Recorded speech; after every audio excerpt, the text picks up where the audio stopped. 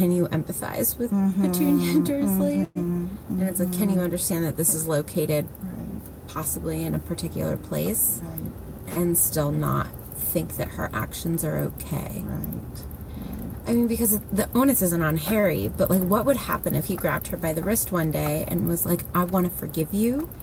Can we go on a walk? And he's a child, so it's not on him, and he's scared of her. But there's part of me that wants to imagine that there's a possibility for a relationship between the two of them. That because of the dynamic never gets shaken out. Like, they're blood relatives. She's his mom's sister, and they're living in the same house, and they live there as oppressor and oppressed. And so if Petunia forgave Harry for messing up her life, right, as she sees it potentially, and how could both of their lives be better? You know, in the Gospel, Jesus says to forgive not just 7 times. It's this something you have to keep doing and keep renewing and keep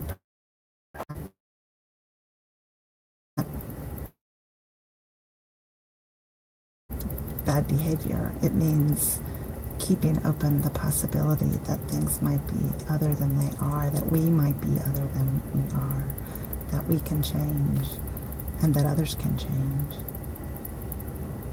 I just read this great children's book with one of my favorite 3-year-olds, and her mom is Buddhist, and so it's this very Buddhist book. And in the book, this little boy is playing with blocks, and his grandpa says, it's time for dinner. And the boy's like, no, I'm playing with my blocks. And the grandpa's like, I cooked, it's your job to come for dinner. And the little boy throws a tantrum. And the grandfather says, why don't you go sit with your anger? And the anger becomes this embodied thing, and the little boy and the anger play together and scream together and dance together, and then the anger gets smaller and smaller and goes away. And the grandpa's like, yeah, sometimes you have to play with your anger and sit with your anger, and then it'll go away, like any friend.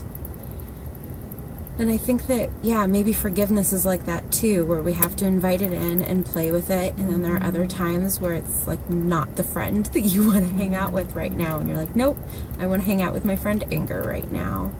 And then also there are times where you have an awkward tea party, the 3 of you. Forgiveness and anger in you. Yeah, I guess the possibility of forgiveness being out there somewhere is something that just helps us keep moving and not get stuck and allow ourselves to change. But I think it is a problem when we expect those who have been wronged to be quick to forgive. I mean, the great stuckness in our country is the great wound of slavery and racism and racial violence and the long history of this in our country. And, there's a lot of talk about how do we move past it, how do we engage it, how do we come to a place where we can acknowledge it. And I suppose forgiveness might be part of that, but it's not where to start. It's not where to start. It's not the place to start. And, there are a lot of things that help us move past these stuck places. Forgiveness is just one of them. Learning, understanding, listening, empathizing. This is all such creative, imaginative work. My favorite Jewish holiday is Kol Nidre, which is the opening night of Yom Kippur, which is the Day of Atonement. And I love Kol Nidre. I mean, the music is beautiful, which is why I really love it. But in part, you turn to a neighbor who you don't know, who's sitting in the pew next to you, and ask them for forgiveness. And part of that is just like the systemic things that we're all complicit in. So there's a part of Kol Nidre where you list all the sins, and everybody has to list the same list of sins. And so it's jealousy and hatred and being pitying, all these things. And you knock your chest when you do it with your finger. And the way that had always been explained to me was a form of minor self-flagellation.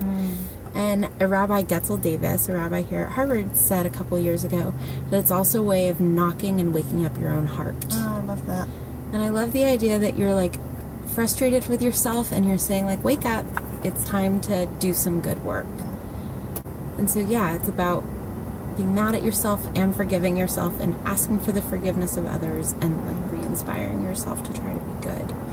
And practicing. I mean, that's religious rituals that ask us to ask forgiveness of each other are kind of safe ways to practice forgiving and seeing what it feels like and seeing what asking for forgiveness feels like and experimenting with the space that it might open. And maybe reading a story about characters in relationship or that we are also in relationship with is also a good way of experimenting with the idea of forgiveness. And maybe that's what you and Casper are inviting us into here. Well, let's listen. We have some beautiful voicemails from people. Great. So let's listen to those. Just some of the voicemails that people have left us are on very intense subjects. So I just want to offer a trigger warning to people. If you listen with kids, this might be an episode to listen to on your own first and make sure it's appropriate. But I just want to give a fair warning that some of these are quite intense. Hi Casper and Vanessa, this is Bree from Texas. I just listened to the forgiveness episode and had some thoughts about Trelawney and Dumbledore I thought I'd share. Looking forward in the novels, it becomes clear that Dumbledore keeps Trelawney around at Hogwarts as a teacher because she is a valuable resource in the fight against Voldemort, and it is risky for her to be outside of his protection, something she herself is completely unaware of. In doing so, sacrifices the quality of the children's education for the greater goal of defeating Voldemort. Dumbledore uses the same tactic with Snape, who is an abusive teacher but an essential figure in the Resistance. We see throughout the books many of these paternalistic decisions on Dumbledore's part, including the revelation in Book 7 that essentially Harry has been groomed to die at the proper moment.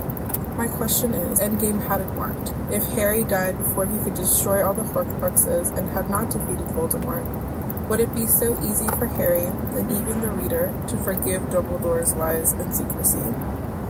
Thanks for listening, really enjoying the podcast. Well, I don't forgive Dumbledore. No. I mean, I love that the books make him complicit in this original idea of what goes through with Grindelwald. And so, yeah, I think that we're invited to not forgive him. He's a mastermind, but he is, to your point, Bree, like paternalistic and instrumentalizes others. Do we forgive? Critique those decisions. It's still possible to critique those decisions. Right, we ask victims to forgive, but it's a jury of our peers who judge.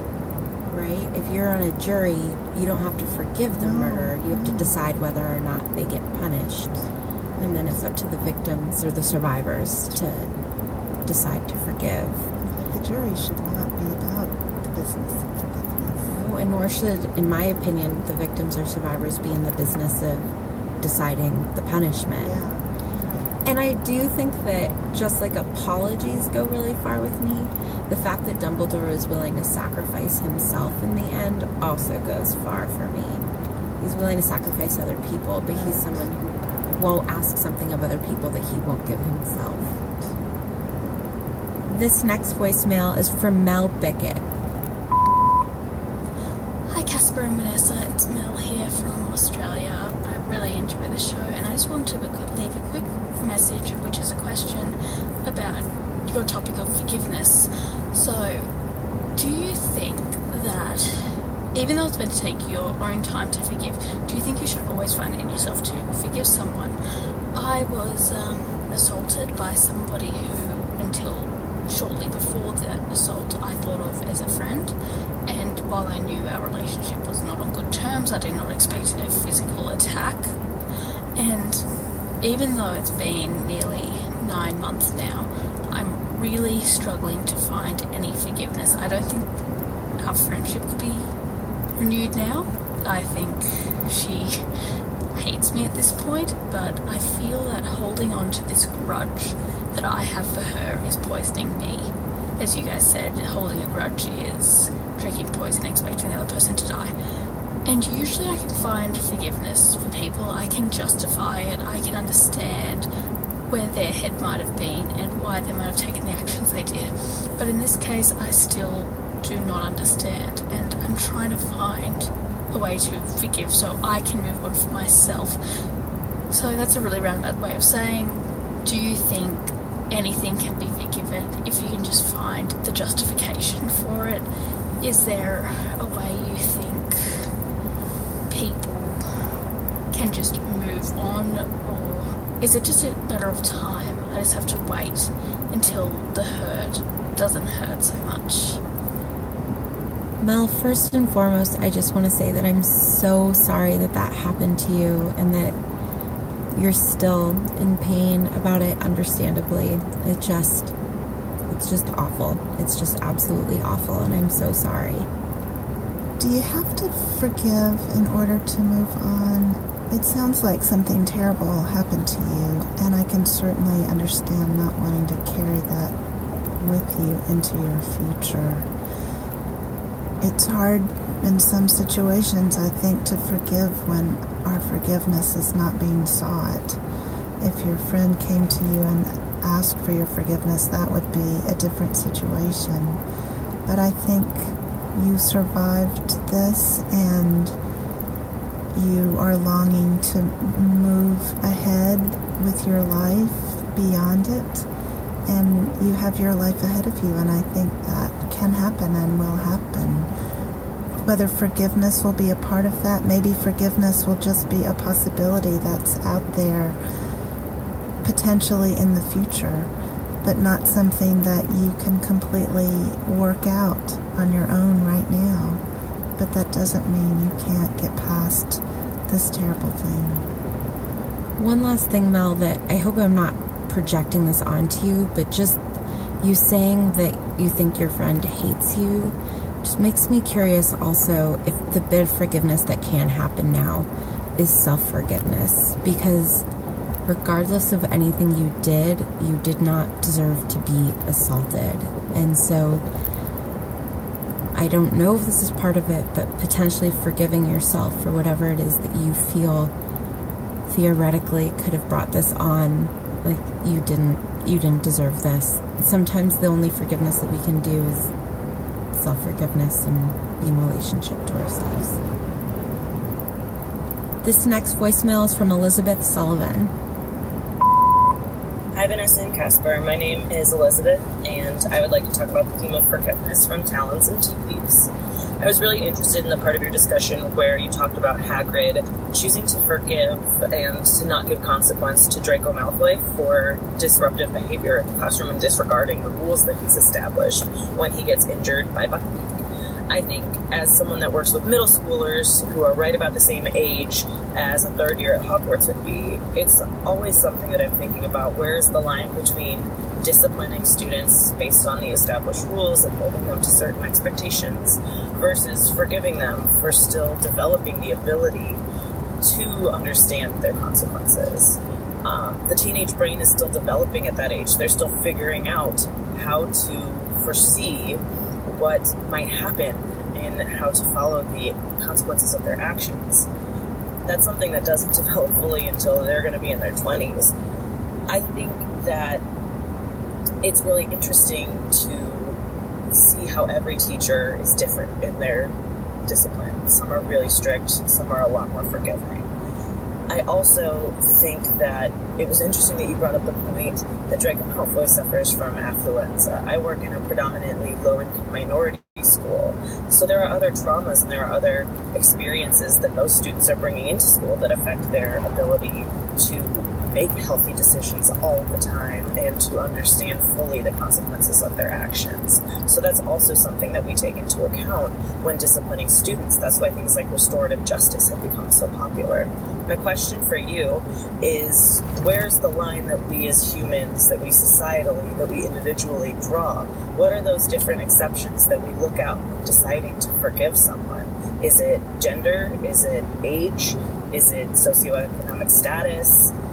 What is it that makes us more or less willing to forgive someone and look at them broadly as a human as opposed to someone that's broken a rule? Thanks again for listening to my voice note, and I love the podcast. Elizabeth, I'll answer with a very maybe like low stakes story, which is, as you all know, I live with students, and like the most common thing that they do wrong is throw very loud parties. And there are sort of three reasons why I will break up a party. One is that it's my job. So as part of my responsibility, I just take that seriously. I've made a promise to the university that I will enforce that rule. But the real reasons that I do it are that these loud parties come at the cost of somebody else in our community who probably wants to sleep or study or whatever it is that they want to do. And this is noise infringement in their home.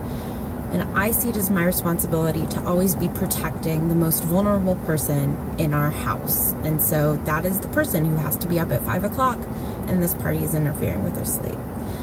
And then the other thing that I always think about is that I want my students to learn how to be good neighbors. You know, in 10 years, they're going to be living in New York, and when they are rude to their neighbors, there are going to be real consequences. And if they talk back to adults and the adults are bosses or police officers, the stakes are going to get higher.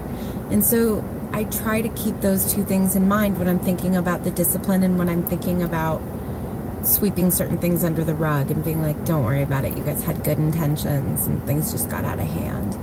And what I say to them, because they're 18, which, Stephanie, I don't know how you feel about this, but I tell them we reset every 24 hours and that you're 18, you're allowed to mess up, and tomorrow we start again.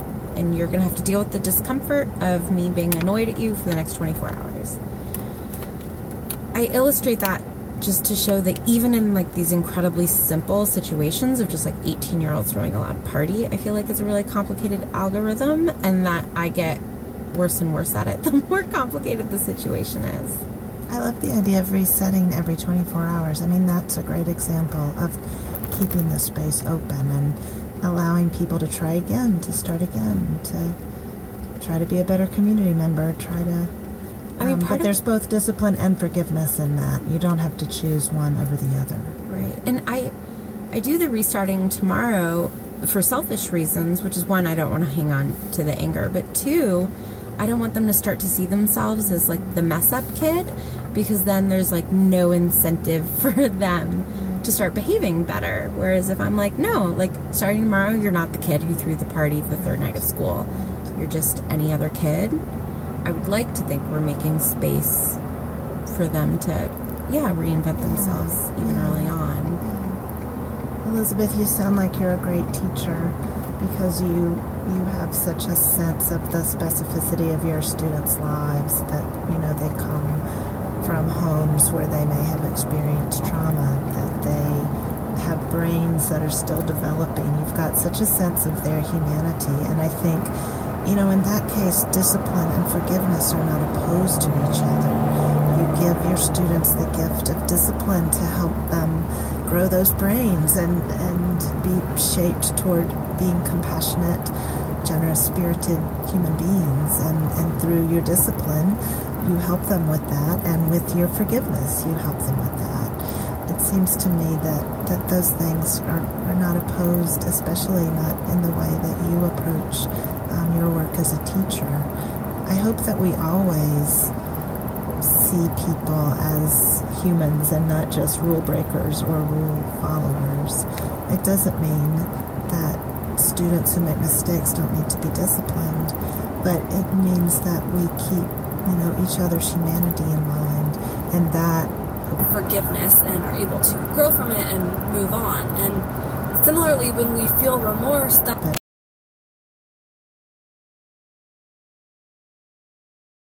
we apologize. And forgiveness are really intertwined. For example, in Harry Potter, it's always so easy for anyone really to forgive Neville because he's so cute, but he's so remorseful of everything that he does.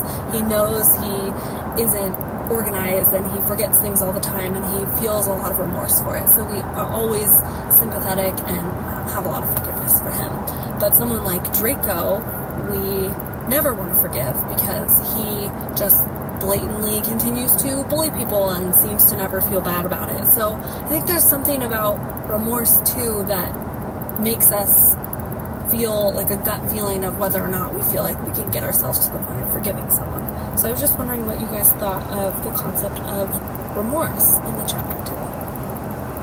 Oh, that's really interesting. It makes me realize we've been talking a lot about forgiving others, but we haven't talked so much about seeking forgiveness or being on the other side, needing forgiveness.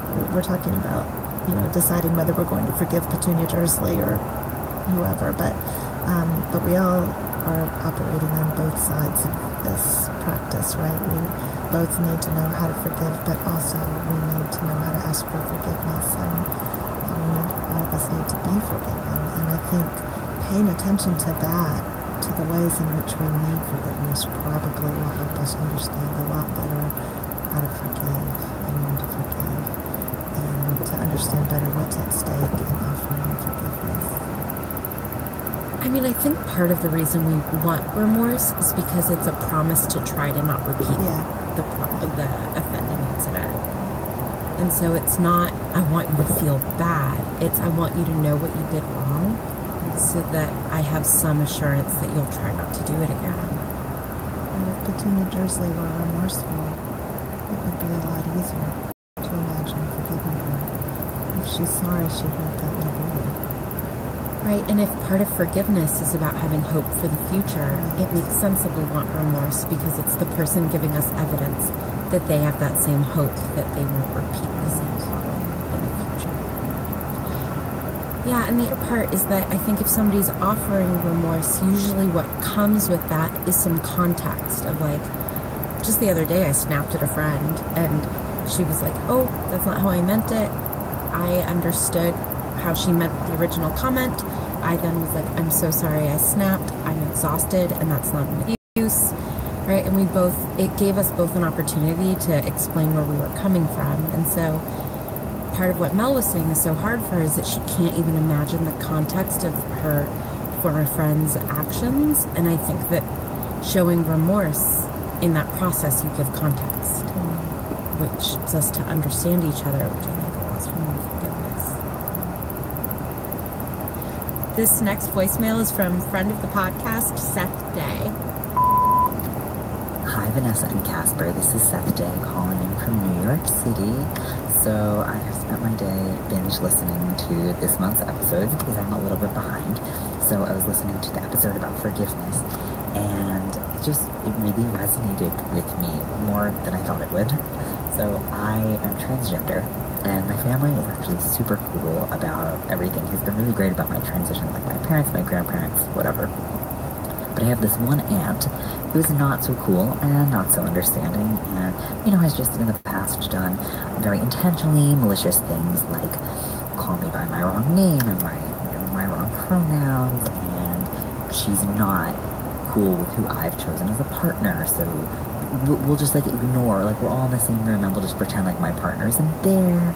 Just all kinds of not so great stuff, and has sort of been very emotionally manipulative with my family and trying to get them against me and all these kinds of things.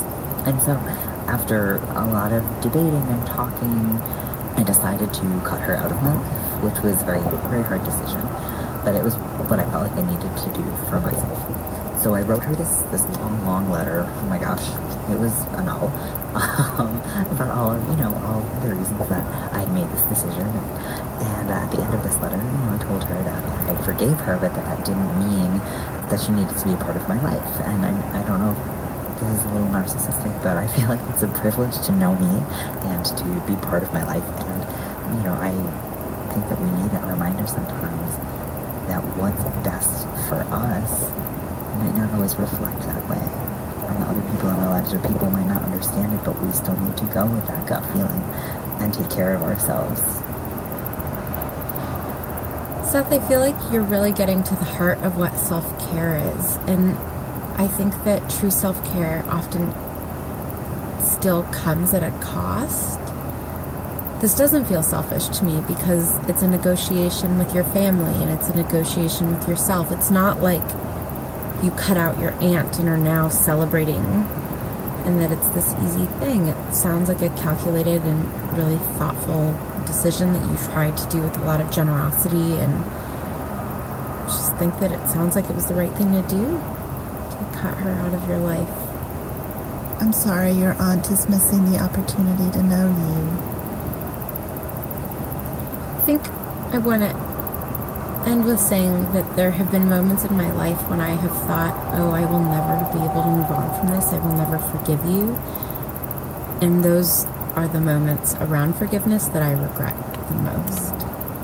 When I, at any given moment, commit to the idea of never forgiving.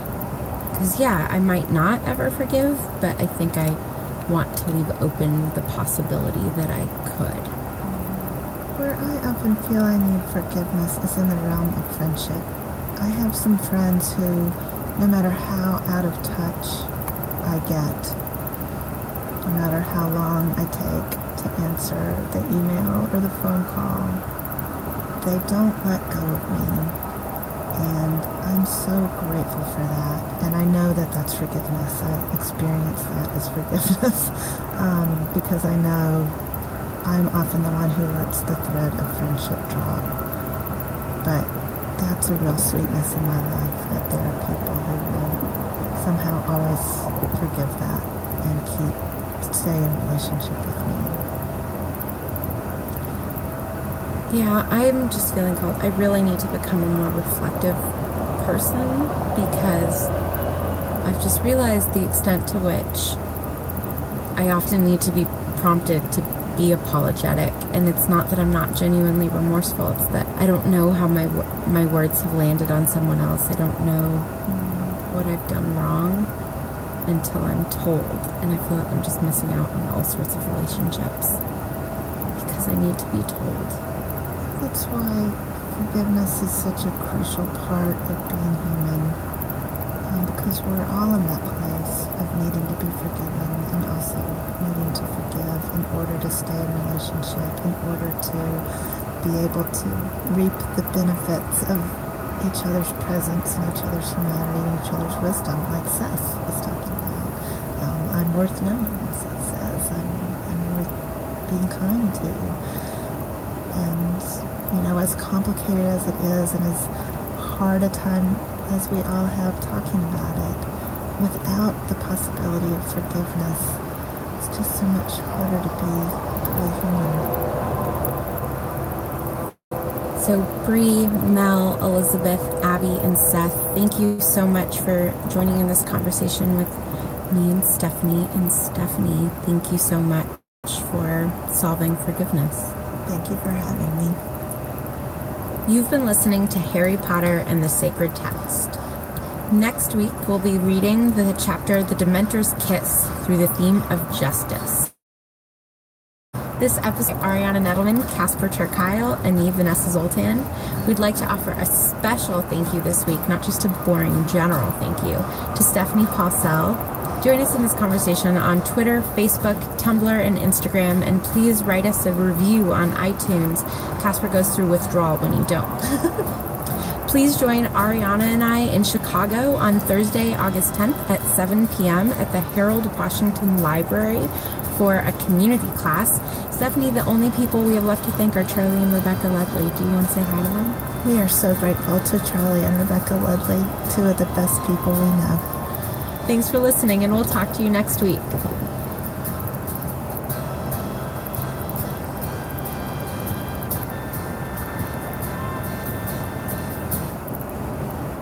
Really? I'm not weird about the apocalypse, but people know I'm weird. I think it was funny weird, not like Creepy weird. Not, oh, why do we like this podcast weird? Oh, when Casper's gone, Vanessa gets weird.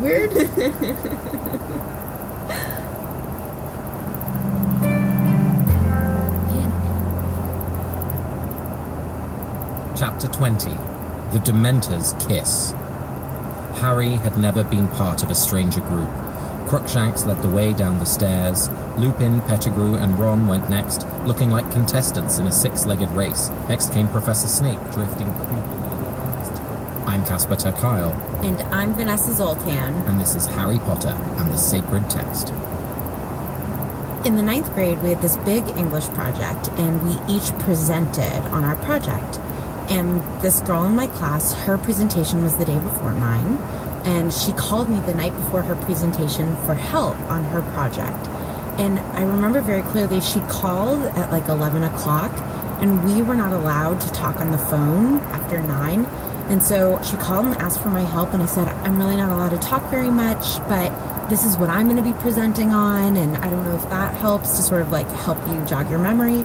But this girl was clearly very behind, because this was a huge, weeks-long project, and she hadn't even started the night before. So the following morning, I go to class, and it's her day to present, and she presents on my project. I mean, start to finish, my project. So I'm, of course, livid, but my teacher pulled me back after class and was like, Vanessa, I just want you to know, I know that this is something that you have been working on, and I happen to know that that isn't something that this young lady has been working on. So I just want you to know, tomorrow when you make your presentation, don't worry about it. I was like, okay, great. Thank you so much. So I come in the following morning, I make my presentation. This young woman raises her hand and says, Vanessa, this sounds a lot like my presentation. Accuses me of cheating in front of the entire class and goes to the principal in order to tell on me. So we go for this like ethics committee meeting at my school, and Ms. Wong, one of my favorite teachers ever, is like very clear as to what happened. She tells the school principal, Mr. Ballack, he believes me. I have like all of this evidence, just like weeks and weeks of research, and there's like nothing at risk for me. But I remember sitting in this ethics committee meeting, and this woman looking at me while we're being questioned, and she says, but Vanessa, you remember being on the phone with me the night before my presentation and me telling you what I was going to present on.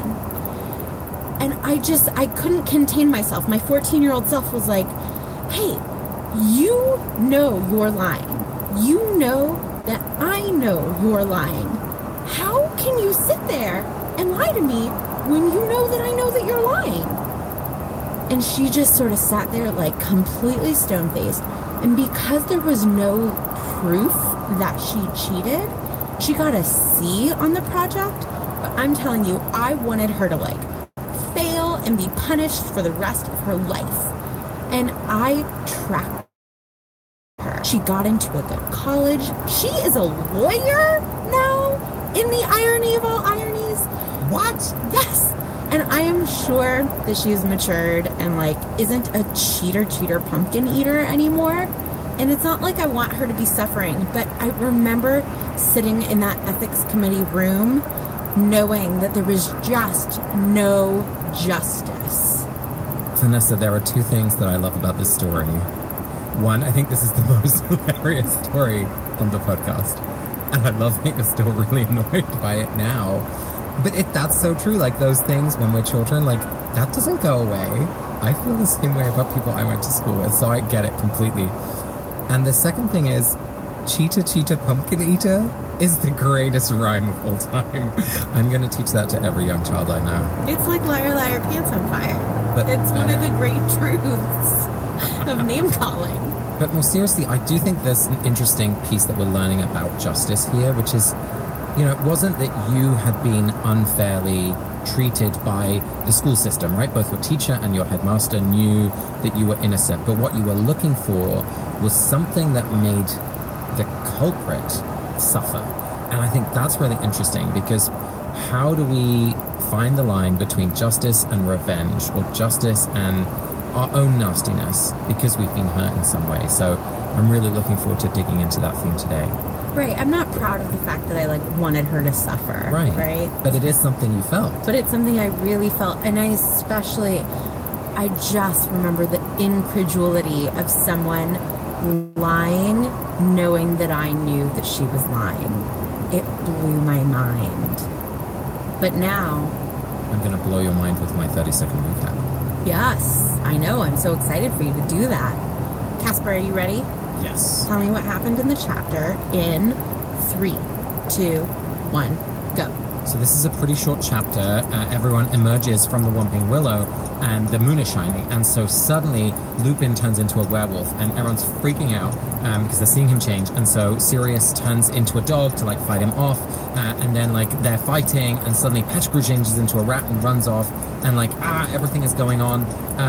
Oh god, what else happens? Oh, and then Harry follows Sirius, and then there's lots of Dementors, and they're coming in and tries to expect a Patronum, and Hermione can't do it. And then suddenly, just as he's about to faint, there comes a Patronus. Let me just throw this to the producer real quick. Do I have to go if he does a perfect job?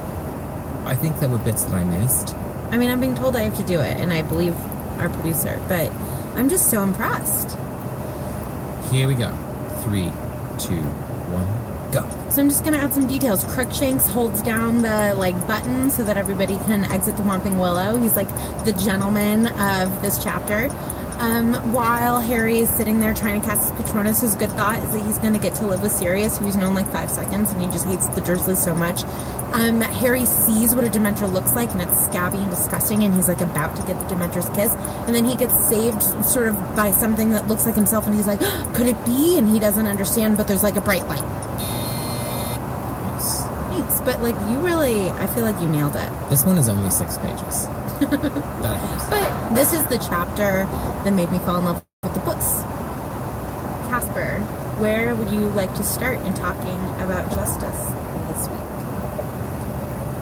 The thing that strikes me on reading this chapter is towards the end, when Harry is trying to cast a Patronus, the Dementors have come for Sirius, he's collapsed, he's weak after the fight with Lupin, and Harry's happy thought to create his Patronus is that Sirius is innocent and I'm going to go live with him. And for me, it feels like what Harry is focusing on there is really about this question of justice, not really focusing on happiness. And there's this thought that he's going to live with Sirius, but I think it's like a promise or something. It's not a happy memory, which is what we know you need to think of to cast a Patronus. So I wanted to ask you how you thought about that scene, because I think there's a lot more to pull apart. Yeah, I think that that's right. I don't know, our dreams can make us really happy, but I think that something that's entangled in dreams is a little bit of fear that it won't come true. So yeah, I think it's not quite a happy memory. But what I do think is interesting, so because it doesn't work as a spell, I read it as a prayer. Not intentionally as a prayer, but what's interesting to me is that the prayer is answered. Harry, as you say, is repeating to himself, Sirius is innocent, Sirius is innocent. And then even though Harry is not able to cast a Patronus is cast, and he and Sirius are both saved. And it seems to be making the argument that if something unjust is about to happen, justice will prevail to some extent. And I know that the books overall don't have that message, but in this moment, Harry is like, Sirius is innocent, Sirius is innocent. And then the world comes to meet Harry in that moment and absolves Sirius. I think it's a beautiful moment. I'm not sure the book is arguing that. I guess that's not how I read it. Because now we enter Time Turner morass. Because of course it is Harry that casts the Patronus, we find out. And so there is something affirming here about himself and his own abilities, and you are the one you've been waiting for, that kind of thing.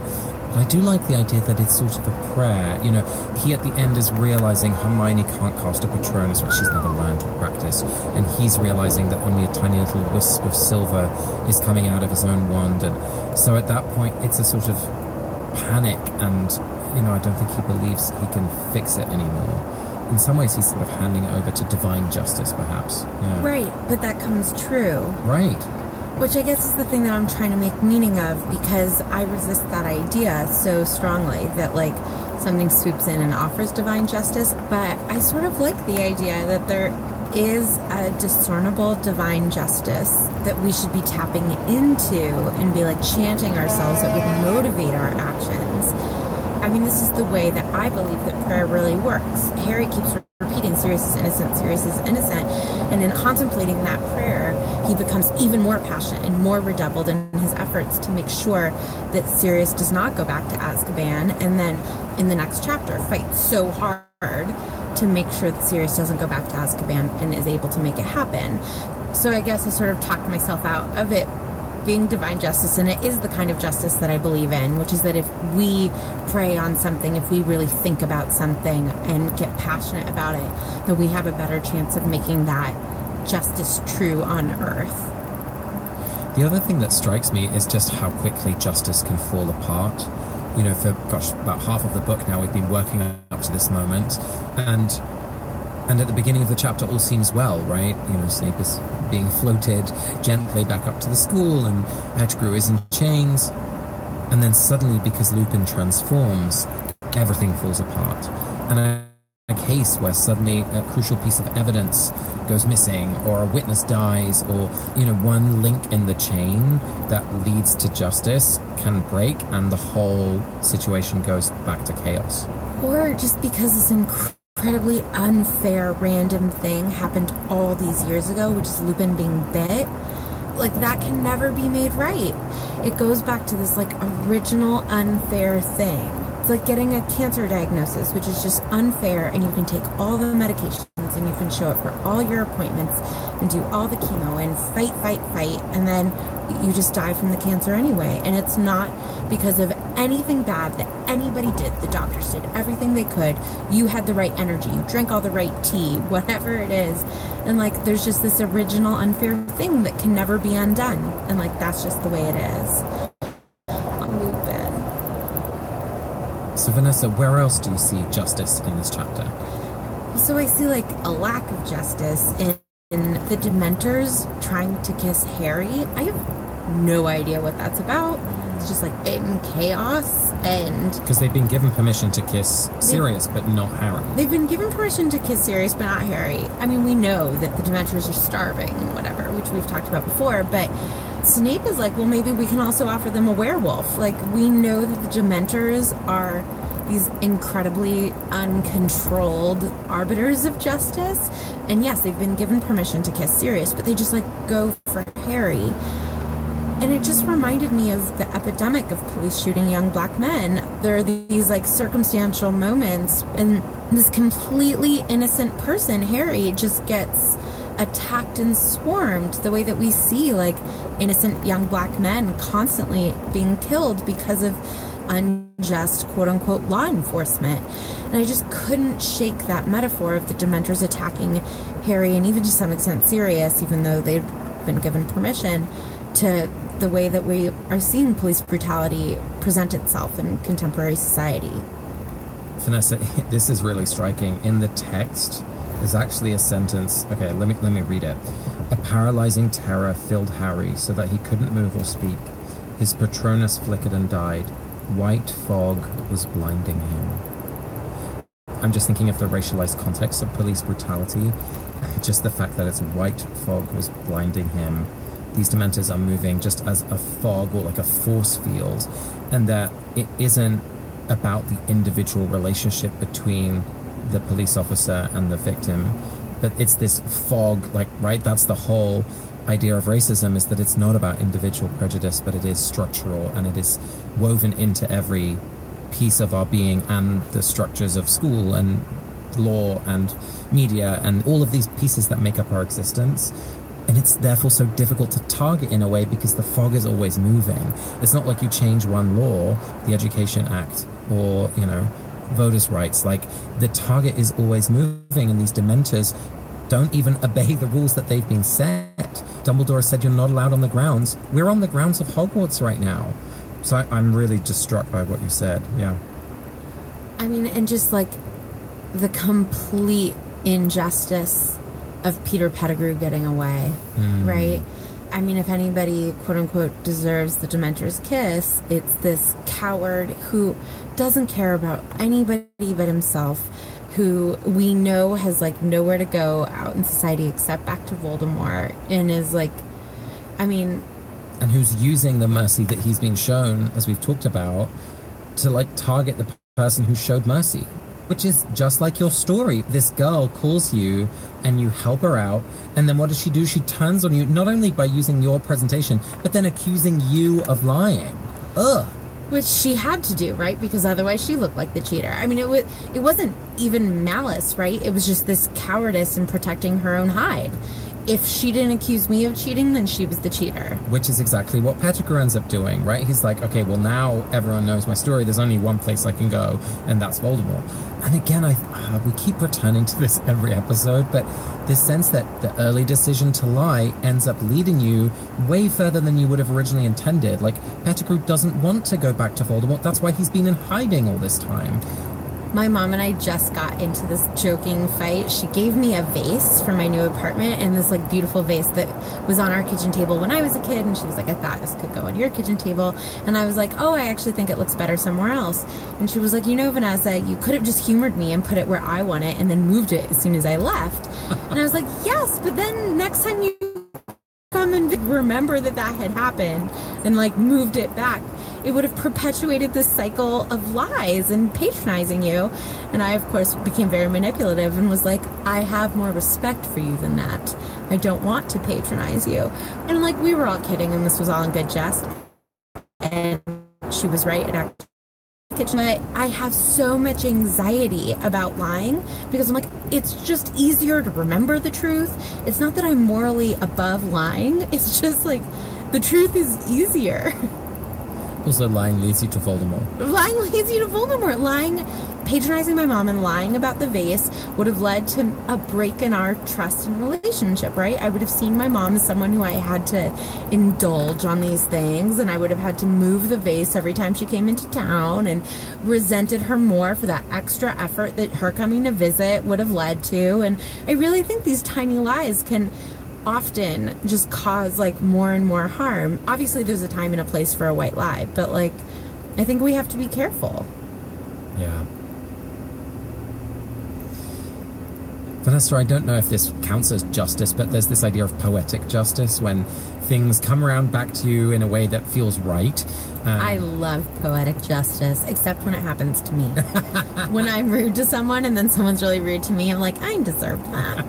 I feel like there's a couple of moments of that. You know, we've had so much of Harry's absence of family. He's alone in the world. That's how we start these stories. He's living with the Dursleys, who, although they're biological family, do not behave like family. And here is someone who he had feared in Sirius and who'd been his arch enemy in the absence of Voldemort, for this book at least. And then he's reunited with his godfather in a way of love and care, and he's getting excited to live with Sirius and escape the Dursleys, right? There's this nice kind of arc there, as is the fact that they've just been talking about James and James's absence, and here is this new kind of father figure in Sirius, and that as Sirius escapes Azkaban, Pettigrew is going to go to Azkaban. There's all of these kind of little connections. So I was just wondering if you saw any other kind of moments of poetic justice or those cycles being completed in some way. No, everything you just said is so temporary and it all falls apart. That's true. It's like so beautiful, and then you're like, wow, it all falls apart so quickly. And I actually think it leads to more harm, sadly, right? Just tragically, not even sadly. I think that the reason that the Dementors come onto the grounds, even though Dumbledore has thrown a fit about it, and they seem to have been pretty good about staying off the grounds, they're attracted maybe because Sirius is happier than he's ever been, or happier than he's been in all these years, because he's like, oh, I'm gonna be free, Pettigrew's gonna come to justice, Harry is gonna live with me, I'm gonna be able to make this up to Lily and James by taking good care of their son. And the Dementors are like, happy people, let me go eat those memories. So I actually think that this goes back to like, there's these original like rippings and tearings of justice, and we can't repair them, or it takes so much effort to repair them that it literally requires a time turner. Luckily we have one of those. Luckily it turns out. Casper, do you want to end on a lighter note before we move on, maybe? Is there any other moment of justice you want to talk about? I feel like there's a small moment of poetic justice again, in that Snape has been such a jerk the previous chapter. And such a like doler outer of not justice. Exactly, like revenge. And as he's in his state of not being able to move, and he's being floated along by Sirius. Sirius is not perhaps the most careful, and Snape keeps bumping his head, and his toes keep, hitting the floor, or his head keeps hitting the ceiling, and I'm sure it's not helping his concussion, but it feels like a slight moment of justice. I agree. He's going to be, really sore and have all these weird bruises the following day. And because it's such a non-proportional response to what Snape has done and is doing, I feel like we can take joy in it, right? It's he's being awful, and he's gonna have a stubbed toe feeling and a bumped head.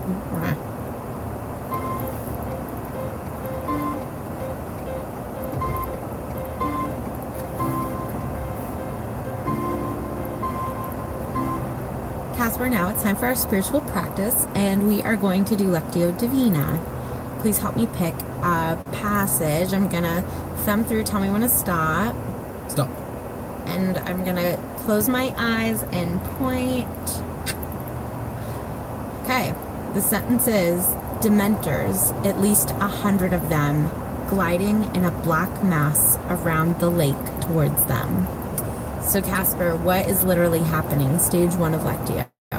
So we're at the point where Sirius and Harry are down by the lake with Hermione, and suddenly they notice something is amiss, and these Dementors are coming to them, being attracted, as you'd said, by the kind of happiness, I guess, that Sirius feels now, and the fact that Sirius is on the loose and free. Ding, ding, ding. You're not a cheater pumpkin eater. You're a winner chicken dinner. Oh my god. How many of these are there? I don't know. Stick with me and I'll teach you the best parts of being American. Or apparently these expressions. Okay, so would you like to hear the sentence again before we do step 2? Yes.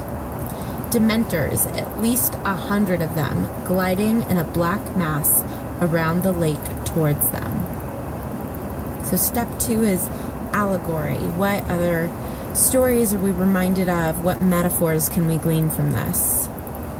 The words black mass really stand out to me. The kind of satanic liturgy is called a black mass. So rather than a traditional mass that you would have in a Catholic church, the black mass is a sort of inversion of that. And I think we're seeing, as we've talked about, an inversion of this happy moment, right? A breaking of justice, so that something which traditionally is seen as holy and sacred and beautiful is kind of profaned purposefully. I'm also thinking, Black Mass is just the title of the book about Whitey Bulger, who's this famous Boston ex-mobster who's now in jail. And I don't know, the mob always has a very specific idea of justice. And takes justice into its own hands, right? They're not going to bring people who step out of line to the police. They're going to go swim with the fishes. And so it just reminds me of the Dementors, is this mafia family who's all in on it together and is we don't have to bring Harry to trial. We can just do what we want, and we operate according to our own rules. So, step 3 of Lectio. What does this remind us of in our own lives? Let me read you the sentence.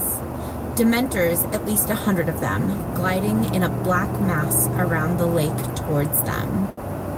What does this remind you of?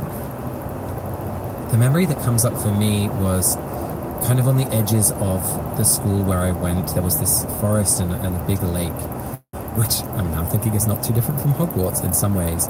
And it would be the place where students went in the summer, right? People would come, and sometimes you'd have a picnic and people would go swimming, and there was one of those ropes that you jumped on and landed in the water.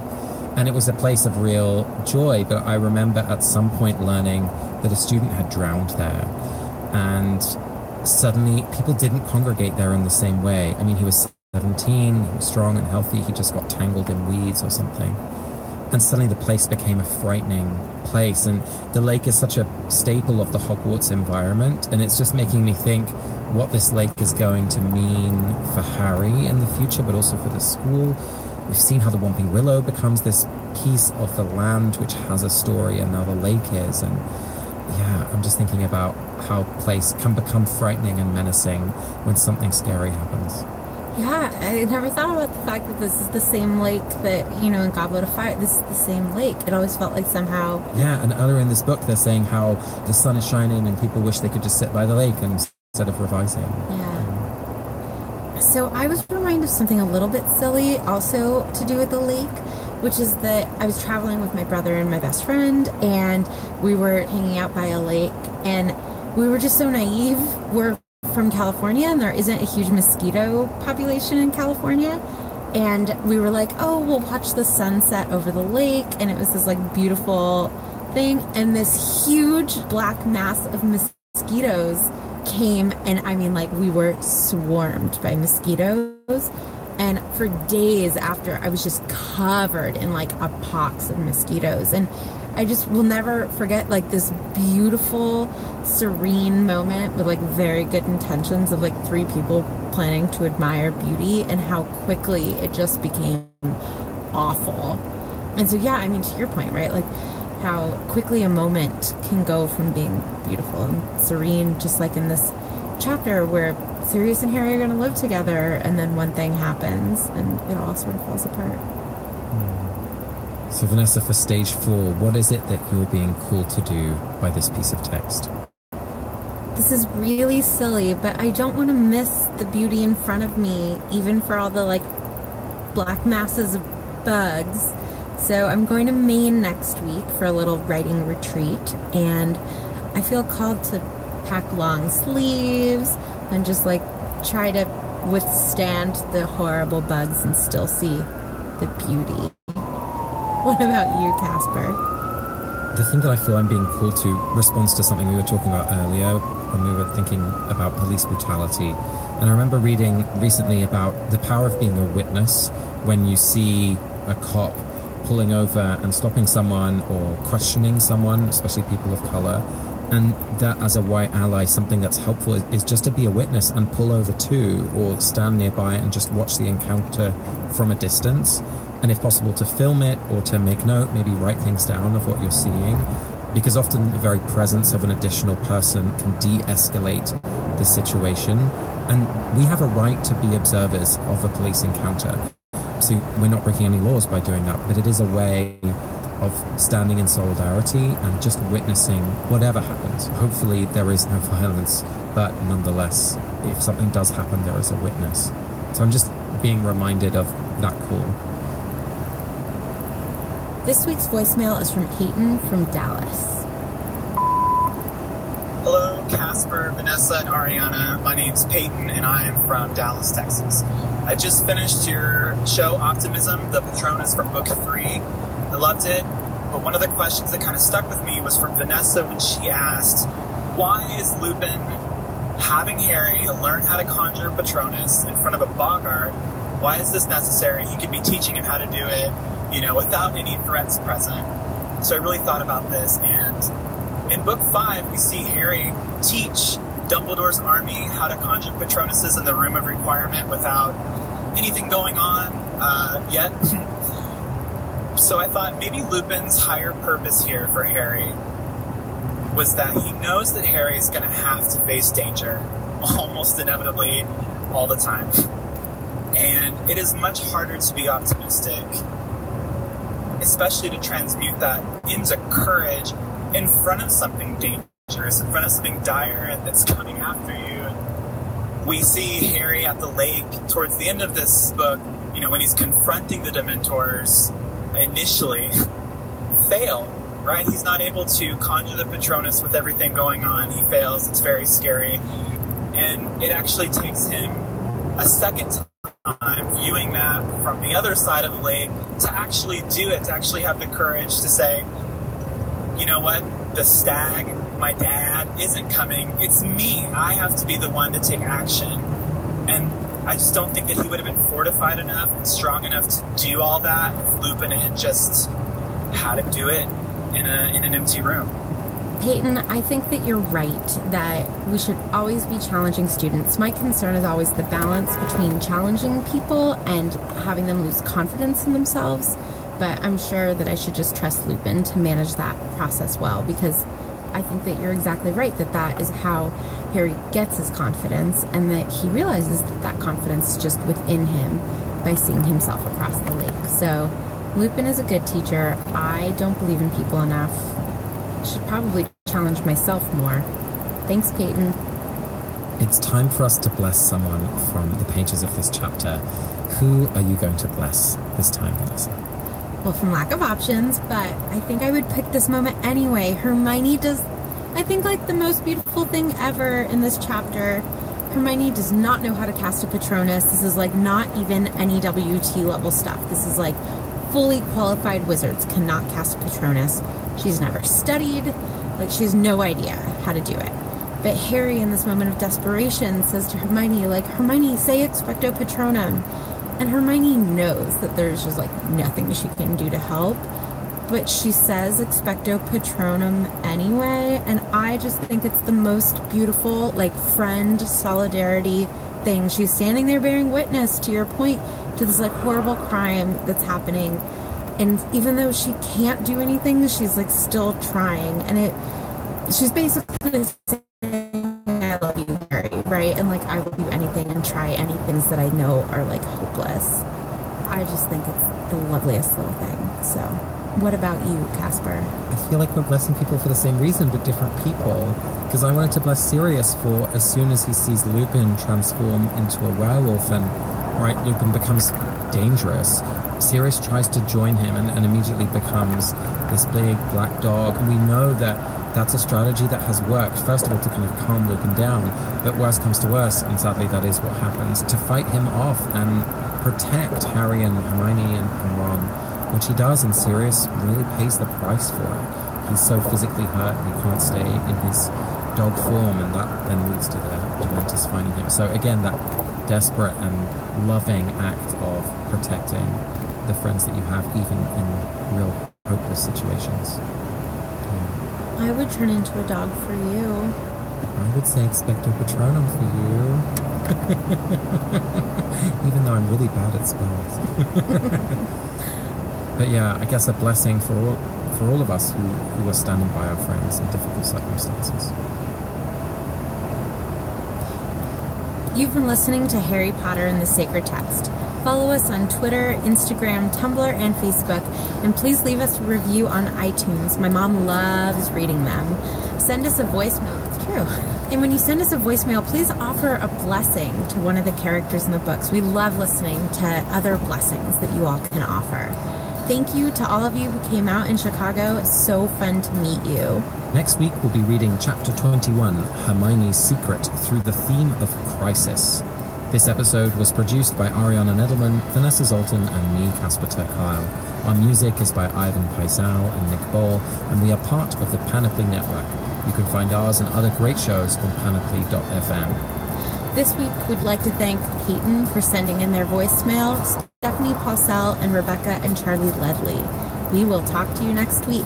Bye.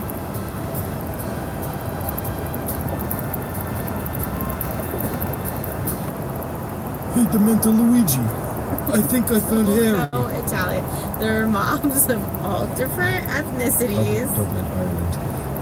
Hey, Dementor. No, Dementor Bob. Don't make this about a nationality. Every country in the world has mafias and black markets, and now hello, Lord Dementor. I am the English mafia. The head of the American mafia is in the White House right now. That is f***ing real.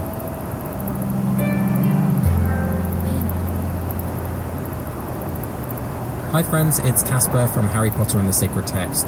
Today is Wednesday, the 16th of August. It's the first time we've been in the studio since the events in Charlottesville, and we feel compelled to just share a brief message with you all. We read in Harry Potter and the Philosopher's Stone that we should always use the proper name for things. Fear of a name increases fear of the thing itself. And we here at the podcast want to be really clear about what we're naming. We're naming white supremacy. We're naming neo-Nazis marching through the streets with swastikas saying Heil. This is not acceptable. It never has been, and it never will be.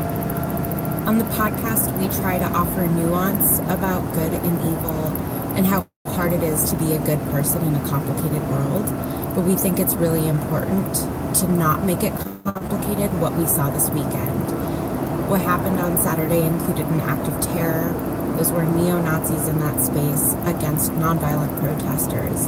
When Donald Trump says, I think there is blame on both sides, he is creating a false equivalency. We did not see two equal sides having a complicated conversation this past weekend. We saw an act of terror in response to civic engagement. The place for nuance in this moment is in heartfelt and compassionate conversations amongst family members and friends, and even people who disagree with you, but nuance has no place when we name what we are seeing. We want to invite you to use this moment to have conversations with friends and family members who may be using that kind of language of, there are two sides or it's complicated, to really be clear about what's complicated and what isn't, what is acceptable and what isn't. And if you're scared of having a conversation about race, or maybe you don't talk about race and racism often, we'll share an amazing syllabus that's created by the Graduate Student Coalition for Liberation that is a really helpful educational tool to learn about the long history of white supremacy in Charlottesville and around the country. Many people in our listening community have been activists for a long time, and many of you maybe haven't stepped into this role before, but we need you. This country needs you. The world needs you. There are Death Eaters on our streets. It's time for the order to gather and act together.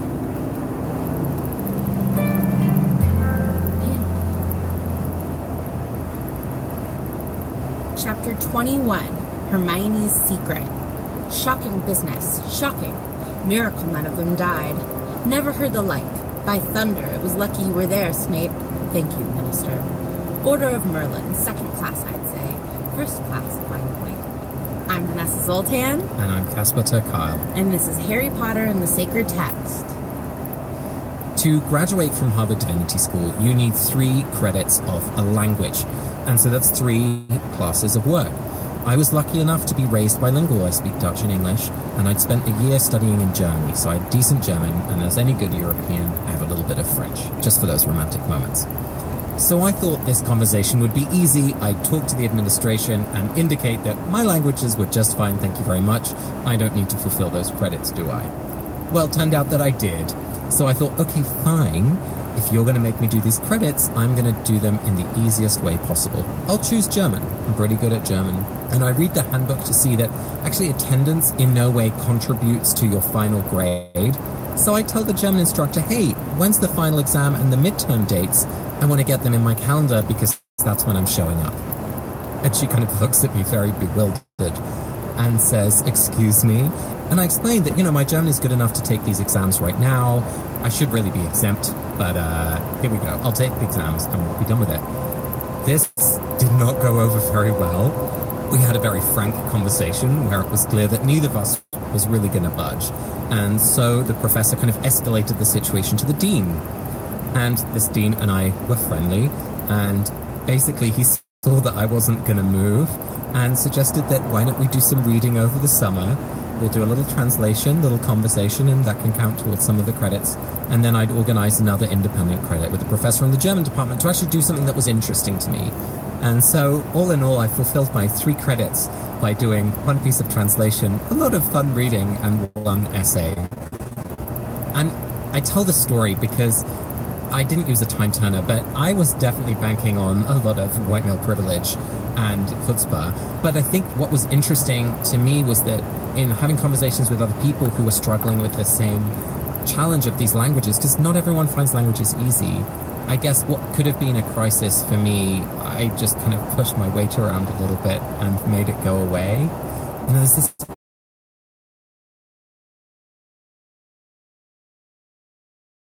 change who you are, it reveals who you are. And I think crises are the same. So this kind of mini crisis about my language exam revealed me to be a pushy bossy boots who wasn't going to take no for an answer. See, it's so funny because you told me this story over breakfast at the beginning of our friendship, and I thought this story said about you, he's a man who knows his convictions and will not back down, and it's how I fell in love with you.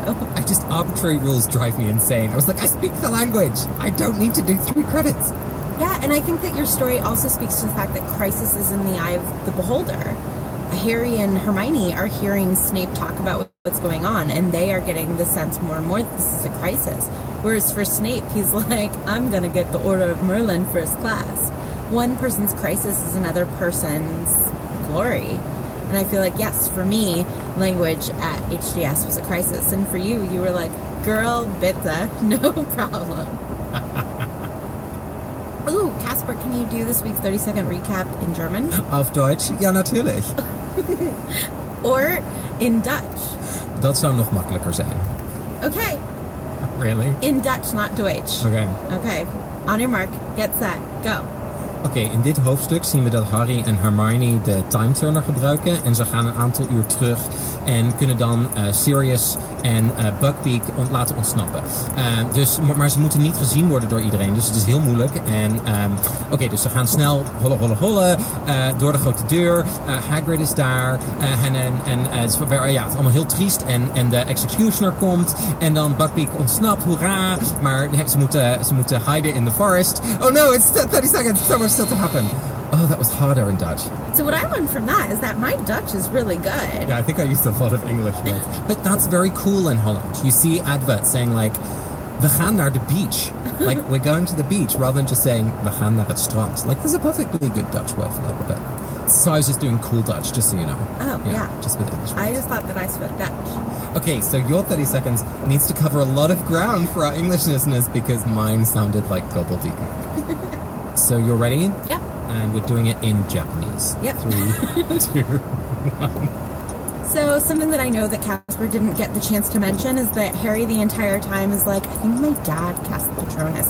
And he doesn't understand, but it turns out that while he's hiding in Hagrid's hat and is waiting for the whole thing to happen, he goes out and he casts the Patronus. And Hermione is like, that's really advanced magic, Harry.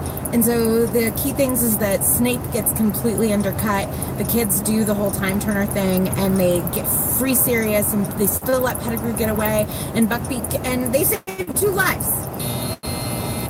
I think our listeners in Japan will be able to vouch for the fact that my Japanese was flawless. I'm sorry to our English-speaking listeners that you got 2 30-second recaps in foreign languages this week.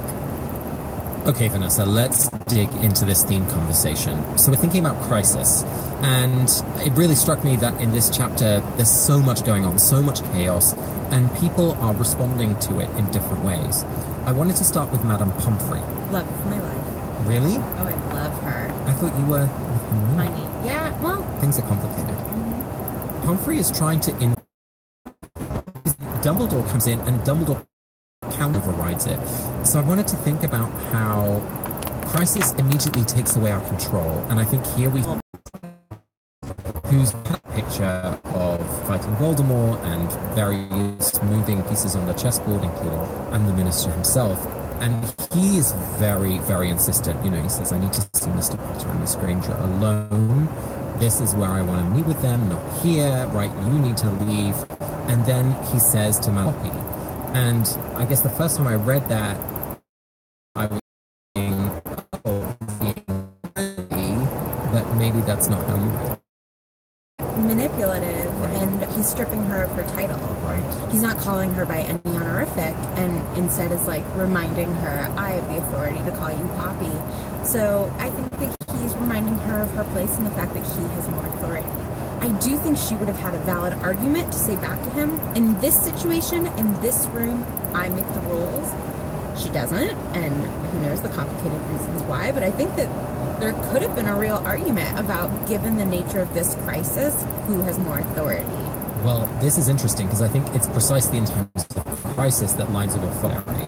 And authority doesn't mean there's more and more power the higher up you go necessarily. Right, it's not a one-to-one correlation between authority and power. Right, it's more complicated. I think of friends who've served in the military. Job as an officer is to push as much power and decision-making ability down to the troops who are right on the ground. The further you're away from the action, the less you know about what's going on, so you need to empower people to make decisions. But at the same time, in a crisis, there is no time for conversation, and you just have to act on trust. And I think that's what Madame Pomfrey is doing here. She's like, I know Dumbledore is not a fool, so if he's pushing me on this, it must be really important. I may question him later. Now's not the time. Okay, I'll give you the room. And it turns out that Dumbledore is dealing with a much bigger crisis. He's like, the kids are going to be fine again, but a man's life is on the line upstairs. Right. So Pomfrey is right. And I mean, maybe the other thing that Dumbledore is doing by calling her Poppy is reminding her of their relationship. It's, you know, like, like just a tug on the ear, signifying moment of like, Poppy, we're friends. I need you to trust me in this moment. Oh, I like that a lot. Authority is one thing, but he's relying on friendship to facilitate this really important thing that needs to happen. And that's what counts in a crisis, right? Like, the people who you turn to are the people who you trust the most. It's the relationships that you've built during times of peace that matter most in times of war. Speaking of trust in a moment of crisis, what I think is so interesting is the moment between Snape and Dumbledore here. So Dumbledore is about to subvert the authority of the Minister of Magic. He's about to try to find a way to free Sirius, even though Sirius has been found guilty in the court of law and has escaped prison. All of these authoritative things have come down against Sirius. Snape knows what Dumbledore's up to, right? He has an inkling that Dumbledore is about to subvert all this authority. And so he tries to stop Dumbledore from subverting this authority by saying Sirius Black showed he was capable of murder at the age of 16. You haven't mastered. You haven't forgotten that he once tried to kill me? And Dumbledore answers, my memory is as good as ever, Severus. And I think that this is using a first name as a reminder of authority. Snape has just called Dumbledore headmaster. We've heard that Dumbledore takes seriously the students calling Snape Professor Snape, right? And yet he calls Snape Severus. But what's interesting to me about this moment is Snape should trust Dumbledore. Snape was a Death Eater, and Dumbledore has chosen to trust Snape and to promote Snape to everybody else that he's not a Death Eater anymore. I trust him, and everybody just needs to trust that if I trust Snape, everybody should trust Snape. And yet Snape does not return that trust to Dumbledore, that if he wants to save Sirius, it must be for a good reason. And I think that that's because Snape's crisis is an existential one. Yes. It is a crisis of Sirius is the bad guy, I am a good guy. Of Sirius. Sirius is a murderer and has been 16. And so his like acute existential crisis in this moment where he's about to finally be seen as the hero that he knows he is in all of these ways is being snatched from him. And I think that that existential crisis completely subverts his trust in Dumbledore that Dumbledore has rightfully earned. Oh my goodness, there's so much there.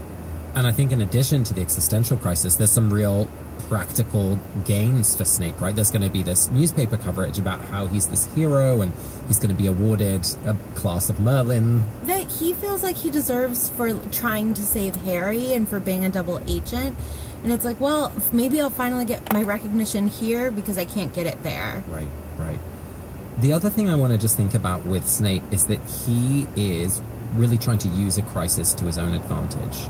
You know, there's always like chaos in crisis. Exactly, and the formal rules and norms of an everyday procedure are challenged when there is a crisis, like a different set of rules takes place. So chaos is a ladder. And I think that's something that Snape is trying to practice here, right? He's trying to use this moment of be able to frame him like Dumbledore, right? He's subverting the power. Two people who've been condemned to death escape. Okay, Buckbeak isn't a person. But he is using a magical tool and using two children to kind of execute his own justice. You know, in some ways we need to start thinking about who does crisis benefit? And who can we strategically empower to benefit from crisis? And I think that the person who we want to empower in this moment is Dumbledore, because he has the broadest context. He sees the well-being of the students. He understands what is at stake for Snape, and to some extent respects what's at stake for Snape. But most importantly, he's like, but two lives are on the line, two innocent lives are on the line, and so I am going to take advantage of the chaos of this crisis. And what I really love is that he has such clarity around the restrictions of what he is capable of and what he's not capable of. He is somebody who understands the way that the wizard justice system works, and he could say, Minister, I would like to appeal. I have also spoken to Sirius and believe him, but instead what he says is, I have no power to make other men see the truth. or to overrule the Minister of Magic. And he knows that McNair has gone off to get the Dementors and that he doesn't have time. And he is saying, like, I'm just going to take this authority upon myself to not follow the letter of the rules and to do what is right anyway. Which I really admire. I hate when in a crisis somebody sticks to the rules of non-crisis time, and it's like, don't you understand? We're in a totally different situation now. Those rules don't apply. Like, I have to get 3 language credits. These rules don't apply to me. Exactly.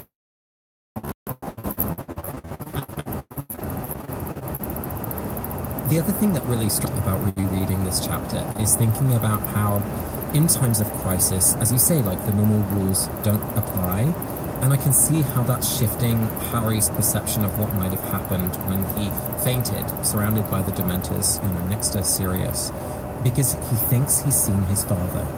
And he knows the logic of death, right? His dad has died. He's not coming back to cast a Patronus from across the lake, but he just can't get that thought out of his head. And so when he goes back in time, he leaves Hermione with the Hippogriff in Hagrid's hut, and he ventures out into the forest to see who it was that cast the Patronus. And, like, a part of him really thinks he's going to see his dad again. And so, like, the idea that in crisis, maybe the very rules of life and death or gravity, suddenly we're questioning things that we've always seen to be true. And, of course, ultimately Harry realizes that it's himself that's cast the Patronus and that he'd seen himself. But that really struck me, that the rules don't apply in many ways. That exact thing occurred to me in regards to the Time Turner. The Time Turner had always bothered me. It feels like this logistical cheat in the books. But this time, I was thinking about how you hear things about how in a moment of crisis, a mom can lift a car to get it off of her baby. Your adrenaline is running and just impossible things are suddenly possible when people feel as though they are in a moment of crisis. And I was like, oh, time doesn't really exist in a linear fashion in a real moment of crisis. And how that can often feel true. If you need to accomplish something really complicated in a minute, all sound can just sort of disappear and you can focus and you can get more accomplished in that 1 minute than you would normally be able to. And it's as if time has stretched in front of you. And we know that time is malleable in that way. When there's something we're looking forward to that night, the day will last forever, right? Or when you're doing something unpleasant, the day can last forever. And when you're doing something really fun, you're like, that went by so fast. So I love the idea that because there are lives on the line, that it's like, well, time doesn't apply. And yet it's not totally changeable. They don't get to redo things. They don't get to interrupt the things that already happened. They can't just grab Pettigrew. They can't just grab the invisibility cloak. But they can, in this moment of crisis, do extraordinary things. Yeah, that really struck me as well, of how much restraint they show in not trying to catch Pettigrew, which demonstrates extraordinary maturity, but also extraordinary clarity of purpose in a crisis. Because, in an everyday situation, we might think about the 3 things that are on our to-do list. When you're in crisis, there's only one thing that you can do, and you've got to do it. Even if that means there's some really significant, painful things that don't happen. And I just think about emergency first responders, right? And you're trying to triage a situation. There's 3 or 4, maybe 20 people who are injured lying on the floor. You're one person, you can respond to one person first, and you have to analyze, okay, this person has a broken arm, or this person's very vocal, but actually this person's hardly breathing, and that's my first priority. Even more tragically, you might have to say, it's too late for this person, I actually can't help you, right? Which is what Harry has to deal with in this moment, of being like, well, it's too late, Pettigrew has already been released, and that's just the way that it is. And yeah, I mean, those moments are just so tragic, where you have to say, there's actually nothing that I can do here. Yeah. I mean, that's what a crisis is. It's when circumstances become so out of hand that normalcy is not restorable. And the randomness of events. I mean, that's the thing that I think reading this chapter again also illustrated. We're seeing details that we didn't see the first time, right? Hagrid getting drunk in celebration and then walking back to Hogwarts just at the moment when Harry and Hermione are hiding in the woods. The fact that Snape nearly runs in at the same time as Hagrid is exiting. All the random moments that could have totally shifted the narrative. So I guess in Crisis we see perhaps the true randomness of life without the kind of false decor of order that we impose on it. Okay, so Vanessa, final point. help me understand crisis in another way. We've talked about a crisis being a time of intense difficulty or danger, especially with Sirius and Buckbeak, their lives being on the line. We've talked about crisis being a time of a very difficult decision to make, right, in terms of not catching Pettigrew. But I think there's also this idea of crisis as a medical term, crisis being the point when a disease turns and an important change takes place, which indicates either recovery in health or further decline. And I feel like we see that with Harry and the Dementors in this really interesting way, where throughout this book we've seen Harry struggle with casting a Patronus. The only time he's been able to is when it was false Dementors, when it was the Slytherins dressed up as Dementors. And I feel like there's a really important moment in him casting a full-bodied, strong, powerful stag that saves him and Hermione and Sirius from the Dementors. It's a turning point in the whole arc of the 7 books, where the skill and the power that Harry needs to save the day continually, like here it is, right? We see that moment of health, of power, of strength emerging in this young man. Yeah, I mean, the key thing about that to me is when he says, I knew I could do it because I had done it before. Yes. And that, I think, is the great beauty in my life of growing older, of, you know, whenever something bad happens to me, I'm like, do you know what? I've survived this before and I'm going to survive it again. And drawing strength from just my own abilities, I think, is where self-confidence comes from and is the greatest gift of growing older. It's building that resiliency and that confidence in yourself. If you have survived something before, you can do it again. If you cast a Patronus before, you can do it again. And it's also great motivation to me to do something for the first time, because I'm like, I'm going to be able to draw on this experience again and again and again. Yeah, I mean, I think that that's one of the great lines of the book. Yeah, absolutely.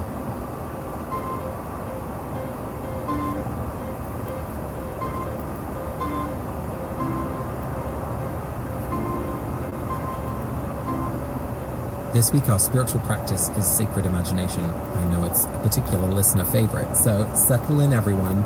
Make sure that when I read, you close your eyes. Try and imagine yourself into the situation. What kind of smells can you smell? What are you touching? What are you seeing?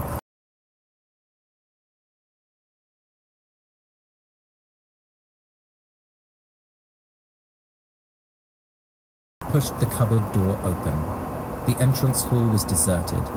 As quietly and as quickly as they could, they darted out of the cupboard.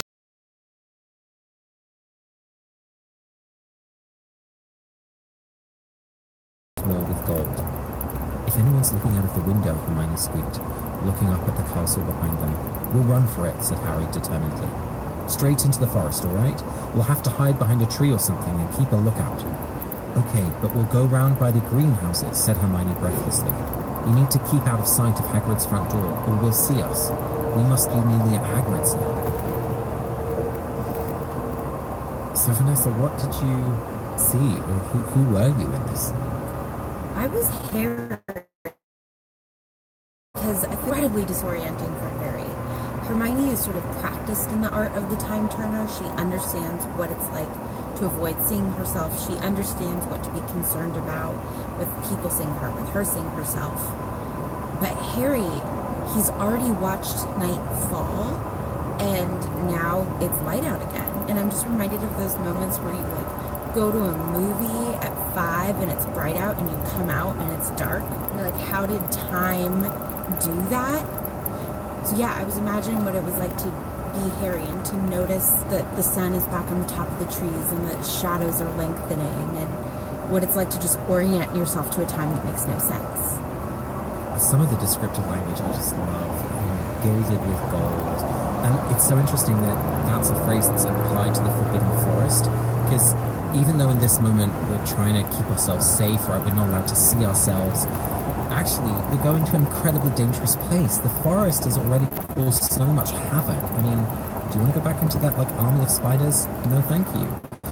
And yet the way that we're seeing it through second eyes is like as this place of safety and beauty, and you know the shadows are already lengthening the tops of the trees and the Forbidden Forest gilded once more with gold.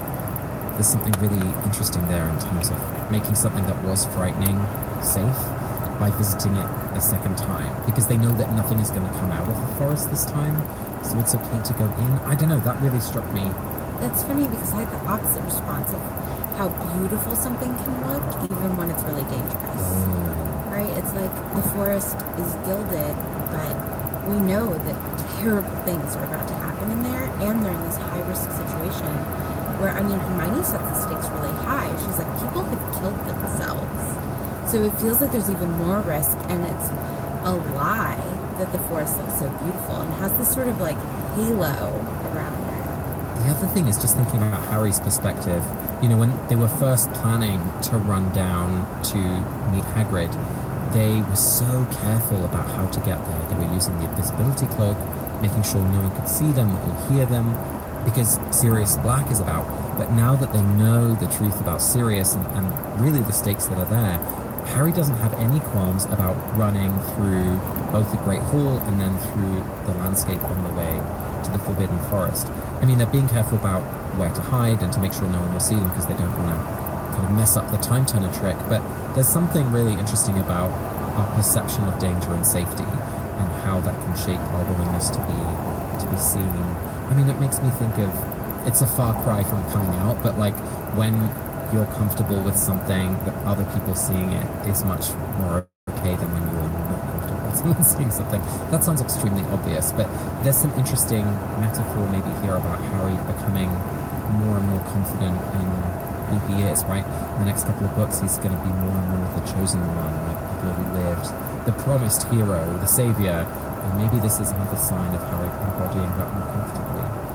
Yeah, or it's false confidence with familiarity, right? I mean, the most dangerous thing that any of us do is get in a car. That is by far the most dangerous thing that we do statistically. And yet, because we're so familiar in a car, we're texting, we're changing the music, we're chatting, we're eating, we're drinking, and yet people feel tremendous anxiety on airplanes or in neighborhoods that they don't really know who's about or they don't know their way. And it's like, well, you're actually much safer in those situations if you're not in a car. But it's just like familiarity breeds comfort, and they've done this before, and so they're more comfortable. And often that is a false confidence. Just because you're comfortable with something doesn't mean that it's safe, and just because you don't know about something certainly doesn't mean that it's dangerous. And I think that we often have to really think about that and be like, okay, just because I'm comfortable in the car, right? Most car accidents happen within a mile of your home, and it's because you've let your guard down. So that's really speaking to me again about the description that we're seeing here about the natural scenery. The beautiful gold light on the trees was there before, but they didn't see it. And now that they're back in that space again, they're seeing it really for what's there.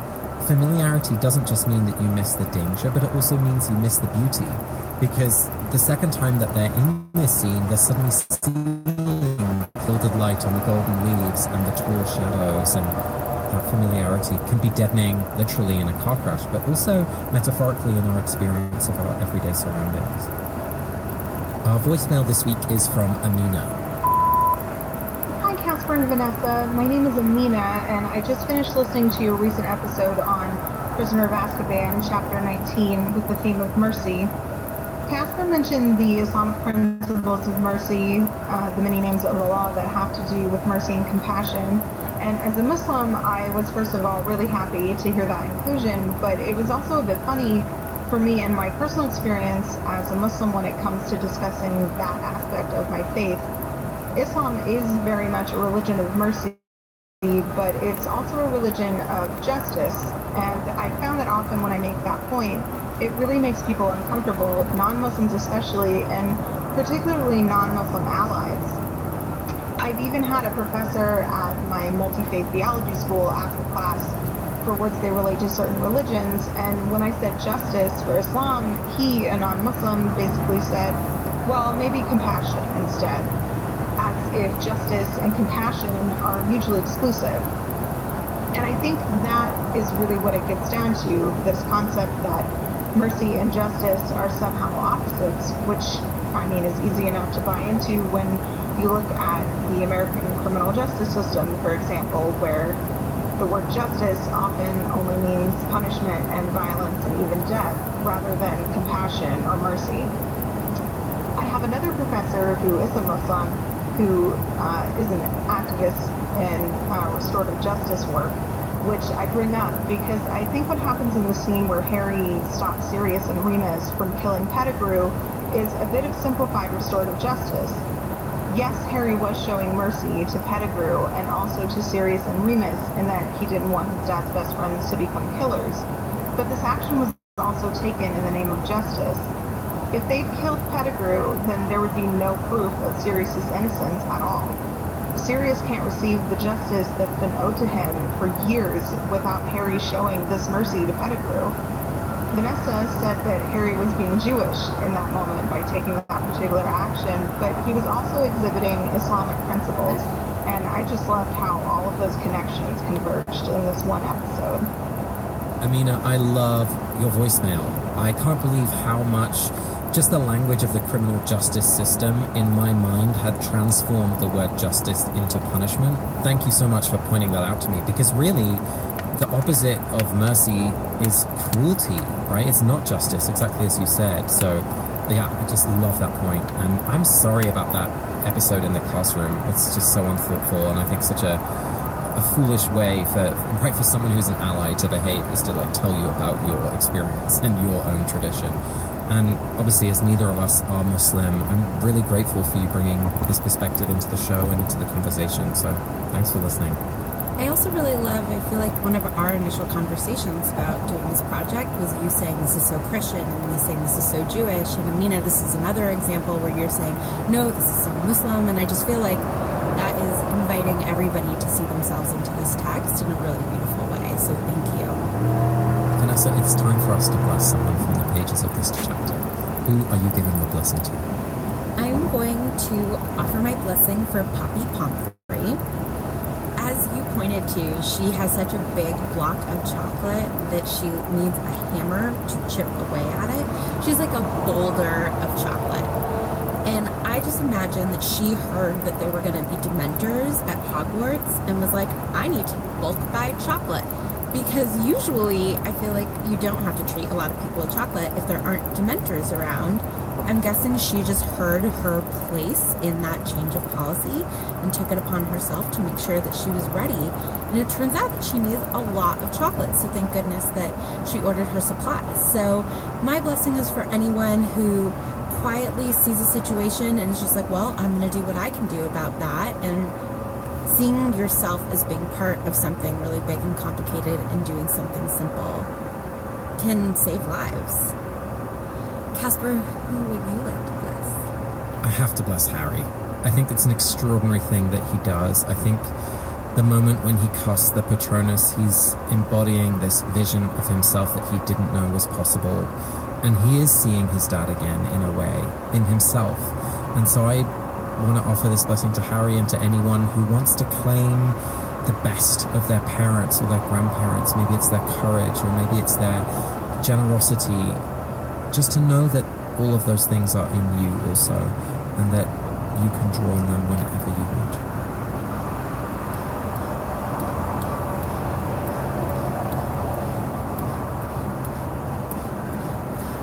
You've been listening to Harry Potter and the Sacred Text.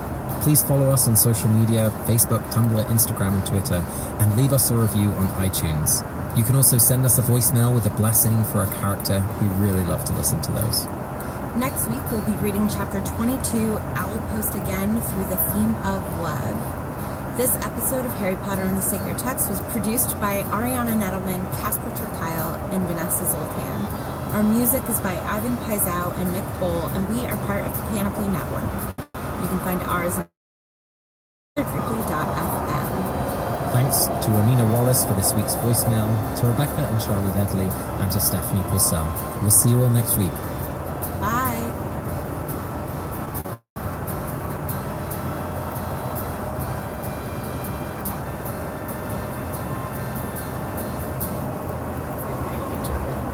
Very good. How do I say in Dutch? In Hollands. Nope, can't do it. Okay. Je t'aime, mon chéri. Voulez-vous coucher avec moi ce soir? Oui. For your 30 seconds, I'd like it completely in Valley Girl. No problem. Okay. Totally fine. 3, 2, 1. Go.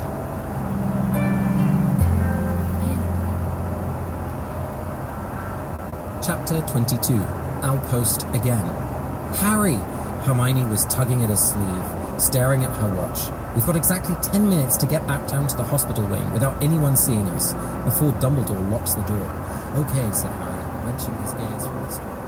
I'm Casper ter Kuile. And I'm Vanessa Zoltan. And this is Harry Potter and the Sacred Text. Casper, a good friend of mine, died tragically a couple of weeks ago. Just in a really simple accident. He tripped and hit his head. And through just crazy coincidences, I happened to be in St. Paul, Minnesota when his memorial service was taking place there. I knew him very much in his Boston context, where he's lived for the last 20 years, but he's from Minnesota. And so, although I'll have the opportunity to help plan and attend his memorial here in Boston, it still just felt so serendipitous that I felt as though I had to go to this St. Paul memorial. And because I'm not from that community, I didn't know anybody there, and I ended up going to the entire memorial without speaking to anyone. There was one chance for me to speak to his wife, but just the way that the memorial worked out, it didn't feel right for me to go up to her. She was surrounded by family, and so I ended up going to the funeral, having a really meaningful experience of mourning my friend and thinking about how much I had loved him and the amazing impact that he had on my life and the life of others, and finding great inspiration from his life in a meaningful way. And yet I was really worried when I made the decision to leave without talking to anybody that maybe it didn't matter that I had gone, since I went with all of this love in my heart, but nobody was there to receive my love. And I don't believe in an afterlife, so I don't believe that there was some way that he knew I was there, or that he felt my love even though he had already passed away. And so I left the funeral feeling deeply moved by the opportunity to reflect on his life, but also just feeling a little dissatisfied with the fact that maybe this gesture was meaningless. But in reflecting on this chapter and on what love can be, I still think that it was a loving act that I was at this memorial, because it gave me the opportunity to reflect on what I think is a life well lived. And it gave me an opportunity to reflect on how much I cared for him and how I can show the people in my life that I care for them. And therefore, the love that he had in his life is still impacting me. And I think that maybe it's possible that by attending this memorial, I was practicing love and therefore engaged in a sacred act, even though nobody was there to receive that love. And I thought about that in the context of this chapter, because how hard it must have been for Sirius to love Harry all of those years and never be able to send him a birthday present until now. And how hard it is for Harry to love Lupin and not be able to change the circumstances in which Lupin has to sort of leave in disgrace from Hogwarts. And of course it matters in a material way that my friend is not there to receive my love anymore. And of course it matters that Harry didn't know for all of those years that he had a godfather who loved him, and that Lupin is going to lose his job and be financially insecure again. But I still think that anything that we do that gets us better at loving matters. And even if it can't help in these specific instances, we take those legacies out into the world. Vanessa, first of all, I'm so sorry that your friend passed away. And I'm so glad that you were able to be there. Your story really reminds me of the idea that love is a gift. And I think even though perhaps there was no one who you could embrace and hand it over to, the fact that you were in that room and the fact that it was a testament to your relationship that you would choose to be there, even when there was no one else who would know you, I see as a great act of love. Thank you for sharing. Vanessa, this feels out of place to move us into our 30-second recap, but that is what we're doing. And I believe I'm going second.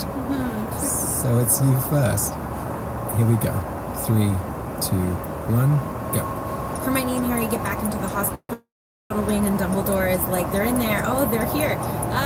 And then it turns out the Sirius has gotten away, and Snape is like, I know that Harry is part of it. And then everybody leaves for the summer, and Ron is like, Harry, you should come to the Quidditch World Cup with me. My dad gets tickets. I don't want to brag, but. And then they get Pigwidgeon, and they get a letter from Sirius being like, I give you permission to go to Hogsmeade next year, and also I love you, and I'm sorry we can't live together. And then Harry threatens Vernon by his like, my godfather's a murderer. Vanessa, that was impressive. Thank you, Mr. Turkile. Are you ready to bring your game? I forgot some things. Okay, there's one thing that I will elucidate. Oh, why, thank you, sir. On your mark, get set, go. So the other thing that's really crucial is that Lupin decides to resign. You know, he's like, tomorrow people will be writing in, and then the board of directors will, force me out. So it's better that I go now. And so Harry's really, really sad, and he goes to see him, and he says, I wish you weren't leaving. And then Lupin does that, kind of bro-y bye without, hugs and tears. And then Dumbledore is there, and it's like, well, really, you did see your father because, he's in you, and Harry's more emotional. And it's just a lovely ending, and I really like book 3. A little bit of editorializing there at the end. Just, these early books are really good. They are. Yeah.